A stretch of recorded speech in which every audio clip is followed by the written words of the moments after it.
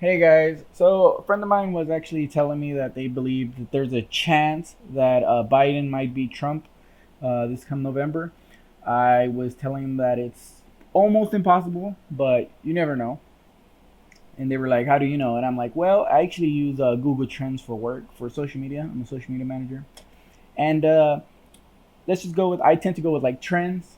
So, uh, I mean, it's not always the case, but usually when you get searched a lot, means that people are really interested in you. They're probably gonna search for you for a reason. Usually it's positive. If you look at let's go back to 2008, before the actual primary nominee was, or primary victory person, whatever, for the Democratic Party was known. It was between Clinton and Obama, right? As you can see here, Obama is pretty much beating her the whole way. Then it's finally they get nominated here. I think it's on June 7th. That's probably why it's higher. Boom, Obama wins, right? And should have known. The data was there. Anyways, fast forward 2008 for the actual election, right?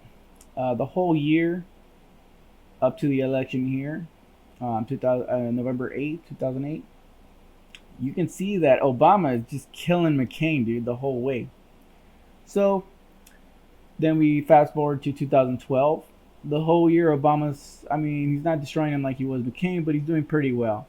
And then finally, he beats Mitt Romney, obviously. Boom, right? You don't really need to regard these because, I mean, technically they're going to be searched a lot because it's election day and stuff. But, like, as you can see before this, right? Um, Finally, we get to Trump and Clinton. And by this data, you can tell that Trump was going to win. He was just going to win. He was like destroying her, right? And this is already good enough data to know you're going to destroy somebody. And then let's move on to the data we know about Trump and Biden. Dude, he's gonna murder him, dude. Come election time, he's going to murder Biden. I mean, for all I know, things can change.